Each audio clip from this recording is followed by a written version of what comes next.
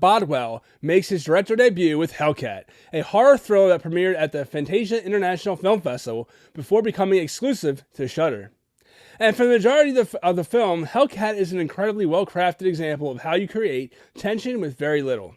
The film follows Lena, played by Dakota Gorman, who wakes up in the back of a moving camper trailer with an infection. She has no idea where she is, how she got there, or who's driving.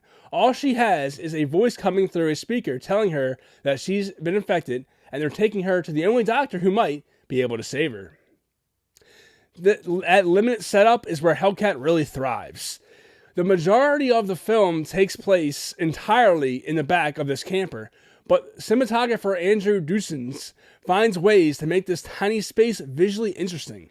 The cinematography is crisp, incredibly well framed, and consistently adds to the tension. There's one fantastic shot where Lena tries to look through this tiny mail slot, and the camera slowly pulls back into the darkness. As that little bit of light gets smaller and smaller, the tension continues to build. And that's where Bodell really impressed me. He understands that the most horrifying moments often come from what we don't see and what we can't confirm. We're even given very little information, and Bodell uses that uncertainty to his advantage.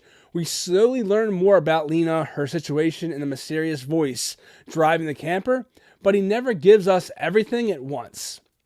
Because of that, Hellcat also becomes much more character-driven than you might expect. And Dakota Gorman is outstanding. For the majority of this movie, she is essentially the only person on screen, performing opposite a voice coming through the wall. That means the entire film rests on her shoulders, and she never misses a beat. The score from Zach Engel also deserves a mention. It works perfectly alongside Duensing's cinematography and gives these already tense moments an additional layer of emotional weight. Unfortunately, Hellcat does stumble a little bit towards the end.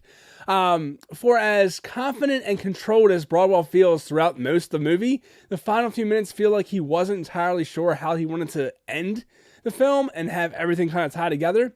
And the third act is the silent killer because it's the last thing the audience sees. That ending definitely knocked the film down for me, but everything leading up to it is so strong that it doesn't destroy what Bodell already accomplished.